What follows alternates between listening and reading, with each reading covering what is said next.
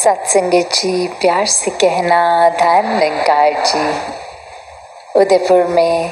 जहाँ पिछले 3 दिनों से ये युवा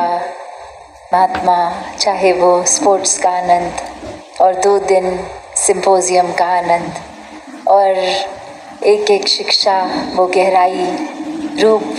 के खुद को और गहराई से समझा जाए, अपनी सोच, अपनी दिशा, इसके ऊपर एक संतुलन बनाकर, एक बैलेंस बना के सही दिशा में ही ये कदम युवा के भी बढ़ते रहें और साथ ही ये नौजवानों को किस तरह हर एक को साथ लेकर ही आगे बढ़ना है, वरना अकेले आगे बढ़ भी गए और बच्चों को, बुज़ुर्गों को पीछे छोड़ दिया तो वो भी कहाँ आगे बढ़ना हुआ। तो कैसे ये सत्य, ये निराकार परमात्मा, एक चेतना, विवेक, एक सही सोझी, इसके ऊपर केंद्रित रहते हुए जहाँ वो संदेश युवाओं के लिए ज़रूरी, वहीं वो हर एज ग्रुप के लिए भी कि कैसे अपनी असली पहचान हो जाए और ये परमात्मा पल पल जीवन में शामिल हो जाए। ये भक्ति की शुरुआत इस ब्रह्म ज्ञान से हो। कैसे हर कोई अपने जीवन में फिर एक वाकई ही मुबारक जीवन को जिए, एक असली इंसान बन के वो मानवीय गुणों से युक्त होकर ही एक हर जगह फिर प्यार बांटे, प्रेम बांटे। और ये प्रेम कहाँ से आए? ये प्रेम भी फिर इस परमात्मा से एकमिक होके स्वयं प्रेम बन के ही। तो भक्तों ने हमेशा से यही समझाया, चाहे वो कहीं भी निवास करते हों, किसी भी युग में हों, एक परमात्मा, एक सच्चाई, एक सच जो हमेशा से था, है, रहेगा। और कैसे जिन्होंने इस सच का संग कर लिया वो तो जीते जी ही फिर बंदिशों से आज़ाद हो गए। एक अपने आप को भरम भुले के एक सुपरस्टिशन से मुक्त कर लिया, एक अंधाधुंध कोई भेड़ चाल में नहीं फंसे, एक सही सच को जानकर फिर अपने जीवन को बहुत स्पष्टता से, एक बहुत ही सरलता से, सहजता से, सुकून से जिया। ये भक्ति के आनंद में रंगे रहे और दुनियावी उतार चढ़ाव का फिर अपने ऊपर कोई असर ही नहीं आने दिया। ये परमात्मा की रज़ा में रह के पल पल परमात्मा का शुक्राना करते गए। और आज भी वो संदेश उतना ही रेलेवेंट, उतना ही ज़रूरी, उतना ही महत्वपूर्ण कि कैसे एक जीवन को हर पल में अलग अलग उतार चढ़ाव के बावजूद इस परमात्मा की दात जिन्होंने माना, उन्होंने संभाल की है, उन्होंने सदुपयोग करते हुए हर पल को जिया है। वो सिर्फ औरों का ही मार्गदर्शन नहीं करते गए, उससे पहले अपने जीवन को उन्होंने रोशनी से भर दिया। ये सच की रोशनी, ये सत्य की रोशनी। जिस तरह एक छोटी सी कहानी में भी आता है कि कैसे एक बार एक अंधकार से भरी गुफा और ये सूरज की वो कहानी में कॉन्वर्सेशन, वो बातचीत दिखाई गई और वो गुफा सूर्य को कहती है कि आप तो जहाँ रहते हैं वहाँ इतना उजाला है, कभी मेरी जगह आके तो देखें, इतना अंधकार, कुछ नज़र ही नहीं आता। और इसी तरह दिन रात का भी फ़र्क नहीं, बस एक समान अंधकार में ही रहना पड़ता है। और वहीं सूर्य फिर उस गुफा में आके वो नज़ारा देखने के लिए, और तब वो गुफा को बाद में बोलता है कि ये क्या ही बात हुई, ये गुफा में तो बहुत ही रोशनी है, आप तो कह रहे हैं आप में अंधेरा है। तो बात वही कि वो अंधकार से भरी गुफा इसलिए क्योंकि वहाँ रोशनी नहीं, और सूर्य तो रोशनी ही है, जहाँ जाएगा अपनी फितरत साथ लेके जाएगा। वो रोशनी खुद ही कहीं भी हो, वो रोशन ही होगी जगह। कोई सूरज पे रोशनी की डिपेंडेंसी नहीं, क्योंकि सूरज से रोशनी ही निकल रही है। तो बात वही तिमिर गए रवि देखते कि ये अंधकार चाहे कब का भी हो, सिर्फ मायने क्या रखता है, वो पल भर में उजाला हो सकता है जब ये स्तोत्र, ये परमात्मा, ये खुद ही रोशनी, ये सच्ची रोशनी जो कभी एक बुझेगी नहीं, डिम नहीं होगी, ये ज़ोर से हवा भी चले तो एक आग की तरह ये ना फैलेगी ना बुझेगी, बस वो साक्षी रूप ये स्थिर अपनी जगह पे। और ऐसे ही ये उजाला जिन्होंने वाकई ही महसूस किया, सिर्फ अनुमान नहीं कि उजाला ऐसा होता होगा या रोशनी ऐसी है, नहीं, जिन्होंने ये महसूस किया, ये खुद ही संग किया रोशनी का, तो ही ये बात पता चलती है। तो हर एक को जहाँ युगों युगों से यही संदेश दिया गया, किसी भी धर्म ग्रंथ और किसी भी महापुरुषों की वाणी को सुने तो यही समझा रहे हैं कि श्वासों ने अचानक कभी भी खत्म होना है। कोई एक पक्का तो नहीं कि युवा अवस्था, बाल अवस्था या बुजुर्गी तक पहुंचना भी है।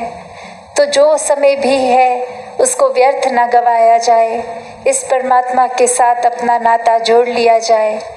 एक अंधकार में जीवन जितना जी लिया तो वो समय निकल गया, कोई बात नहीं, अभी इसी पल से उजाले में जिया जा सकता है। तो कैसे हर कोई एक उजाले का संग कर ले, कैसे वाकई ही इंसानियत को अपनाएं, कैसे ही इस तरह जीवन जिया जाए। तो एक मनमुटाव आपसी भी, एक भेदभाव के कारण सब आहिस्ता आहिस्ता वो भी ख़त्म हो जाते हैं जब ये समझ आ जाता है कि एक बात तो छोटी सी हमारी बुद्धि, हमारे अहंकार ने ही इतना बड़ा बना दिया कि हमें अपने नज़रिए के अलावा किसी और का वो दृष्टिकोण सही लगा ही नहीं। सही लगना तो दूर की बात, हम अगले की बात सुनते ही नहीं हैं। कभी बातचीत घर के अंदर भी दो सदस्य कर रहे हों तो अक्सर ये ऐसा ही हो जाता है कि बस अपनी ही बात बोल दी, दूसरे की तो सुनी तक नहीं। अपनी बात को एक उस तरह मानकर कि दूसरा हमसे क्या बेटर कुछ बता ही नहीं पाएगा। हम जो कह रहे हैं, जहाँ से हमारी ये सोच आ रही है वही सही है। और ऐसा अनेकों बार देखा गया कि जब हम अगर किसी को सुन ही नहीं रहे तो वो चाहे कितनी भी ठीक बात बोलें, जब सुनी ही नहीं तो फिर उसका हम एक अच्छाई क्या ग्रहण करेंगे। और वहीं अगर सुन भी ली तो अक्सर ध्यान से नहीं सुनी, या फिर इसलिए सुनी कि आगे एक और हम कोई वाद विवाद कर सकें उस बात को पकड़ के, तो भी ये एक पॉजिटिव तरह से एक उस रूप में नहीं ग्रहण किया गया। और जब मन वाकई ही एक आर्ग्यूमेंट को, एक दलील को उस तरह से नहीं रखता किसी के आगे कि बस हमारा ही सही है ये नज़रिया, तो दूसरे की बात भी अच्छी लगती है। ये समझ आता है हाँ इस तरह हमने सोचा नहीं, ये अपनी जगह ठीक है, हम अपनी जगह ठीक है, तो गलत तो वो भी नहीं। तो ऐसे ये मनमुटाव, ये पारिवारिक रूप में भी अगर ये देखा जाए कि छोटी छोटी बातों का हल सिर्फ एक साथ हर एक को जब तक लेकर चलेंगे तो वो सॉल्यूशंस, वो एक आंसर्स अपने आप आते रहेंगे। और जब ये संतमति को अपना लेते हैं तो वहाँ यही भाव अगर है भी कि पता है कि कोई डिस्कशन हो भी रही है तो वहाँ वो नफ़रत का रूप नहीं ले लेती। एक ये इंसान को तब पता है कि इस डिस्कशन को करते हुए भी ये परमात्मा हाजिर नाजिर है, तो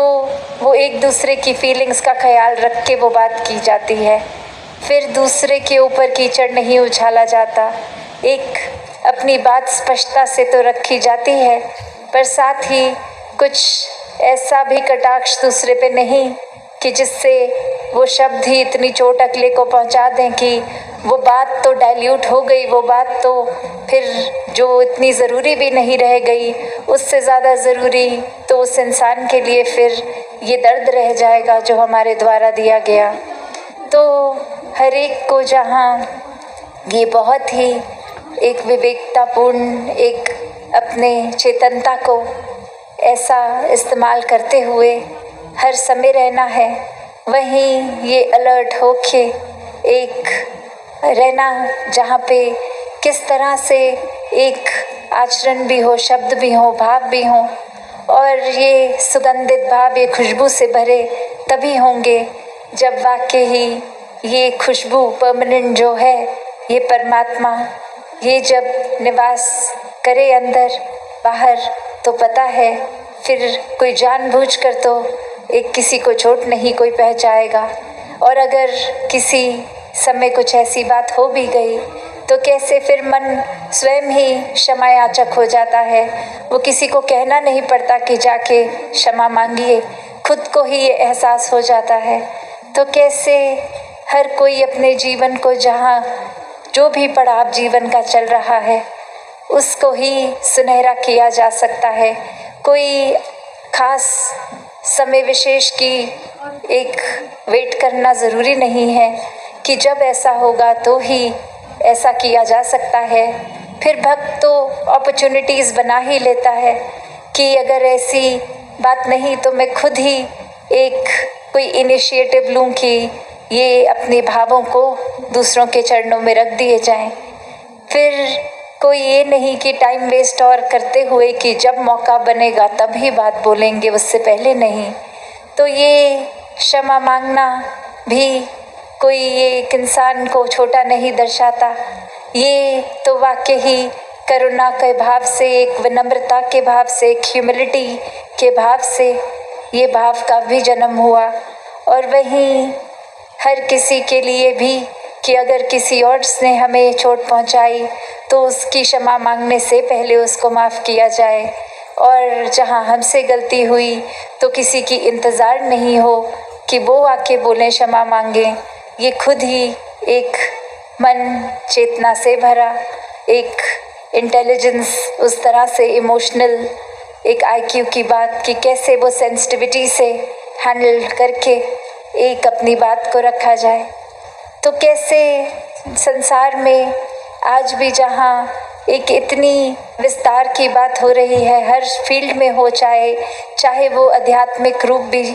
चाहे वो भी समागम पे भी सबने विस्तार को ही इलेबोरेट किया, उसी पे बात रखी। कैसे एक आज इंसान अगर चाह रहा है तो वो एक उस तरह विस्तार करने लगा है जो कहीं से प्रमाण नहीं देता इंसानियत का। वो एक एक किसी की कमियों को पकड़ के ऐसे उछाल दे, चाहे वो आज इतना नहीं एक मेहनत भी करनी पड़ती कि किसी को जाके बोलो, बस एक छोटी सी चीज़ ही चिंगारी लगाने के लिए काफ़ी है। चाहे वो आजकल हम सोशल मीडिया का भी रूप देखते हैं कि किसी ने कोई एक फ़ोटो डाली या कमेंट दिया और उसके नीचे ही कुछ ऐसी बातें बोल दी कि बस सब वो आग की तरह नफ़रत फैल गई। कैसे वो चेक भी नहीं किया गया कि जो हम बोल रहे हैं वो फैक्ट हमारा सही है भी नहीं है, या वो तस्वीर डालने से पहले भी कि ये कुछ लिखा है हमने तो ये चीज़ सही है भी कि नहीं। बस एक होड़ की कुछ जैसे ही कच्चा पक्का भी पता है, बस डाल दें कि ये पता लगे, ये सबसे पहले एक बात हमसे ही पता लगी हो, उस तरह हमारी इम्पोर्टेंस हो जाए। तो भक्त तो हमेशा एक पक्के पैर चलते हैं, ना अफवाहों को एक हवा देते हैं और ना ही ऐसे कान बनते हैं जो निंदा नफरत श्रवण करने में दिलचस्पी रखते हों। तो एक ऐसी बात अगर कान में आई भी तो कैसे वहीं खारिज कर देते हैं कि एक सामने वाले को बता देते हैं कि ठीक है, हमसे ऐसी बातें आप मत कीजिए। अगर आपको भी कायदे से तो नहीं करनी चाहिए किसी के बारे में कुछ उल्टी बात, पर अगर इंटरेस्ट है तो वो हमारा नहीं है, हमारे कान वो ना एक इंटरेस्ट दिखाएं, वरना तो एक मुंह से तो बोल लेते हैं कि ये निंदा नफरत नहीं करनी, पर कर्मों से एक अगर कितने भी व्यस्त हों, बस थोड़ा सा साथ के कमरे में भी बात हो रही हो तो अपना कार्य पॉज कर देंगे, रुक जाएंगे कि दूसरे की भीनी भी जो बात सुनाई दे रही है उसको अच्छी तरह सफाई से सुनने की क्या खुशबू हो रही है साथ के कमरे में। तो बात वही कि कैसे एक अगर वो बात सोची जाए हमारे लिए ज़रूरी है तो अगले को खुशफुसाना भी क्यों पड़ेगा, वो तो आराम से नॉर्मल एक उस आवाज़ में बोल ही देंगे कि हम भी सुन लें। वो या उनको लग रहा है कि ये हमारे लिए उचित नहीं इसलिए धीरे बोल रहे हैं, या फिर वो कोई उनकी अपनी पर्सनल बात है जिससे हमारा कोई लेना देना नहीं है इसलिए वो बोल रहे होंगे। तो अपना कान उनकी बात में हमें डालना ही क्यों है। ये रुझाव, ये एक गॉसिप नेचर अगर है तो फिर ये हमारी मन की ही एक शरारत है, मन का ही एक वो पहलू है जिस पे ये काबू करना, एक इसको किस तरह से चैनलाइज करना है वो फिर हमारे अंदर ही बात है, हमारे ऊपर ही निर्भर करता है। तो ऐसे ही युक्त होकर भावों से जो एक अच्छा मार्ग अपनाते हुए इस सच्चाई को जो अपने साथ रखते हैं वो फिर एक छोटी मोटी बातों में ना उलझ के वाकई ही इस भ्रम से जुड़ते हैं इतना विशाल जिसका कोई अंत ही नहीं, इस असीम के साथ जुड़कर फिर छोटी छोटी बातों को नज़रअंदाज कर देते हैं, उनका प्रभाव अपने ऊपर पड़ने ही नहीं देते। और ऐसी ही कैपेसिटी, ऐसा ही एक इंसान युक्त है इस एक ऐसी सोच को अपनाने के लिए। बस ये कमी, ये चूक हमारी ही हो रही है कि जिस तरह एक बीज पूरे का पूरा पेड़ बन सकता है जिसमें फल भी हैं, पत्ते भी हैं, लकड़ भी है, अन्य और चीज़ें, पर खुद ही वो बीज फूटने से ही डर रहा है कि ये एक इतनी सी एक तिन मात्र भी जो आइडेंटिटी है ये भी छूट जाएगी। तो बात वही कि इस निराकार के आगे तो हमारी एग्जिस्टेंस वैसे ही कुछ नहीं, और खुद अहंकार इतना भर लिया दिल दिमाग में कि खुद को ही सबसे इम्पोर्टेंट बना लिया। तो बात वही कि जिन्होंने अपना ये अभिमान गवा के एक विनम्रतापूर्ण अपनी एक अच्छाई को अर्पित करके इस परमात्मा के आगे जीवन जिया, वही वाकई ही एक सच्चे भक्त बने। तो दासी और समय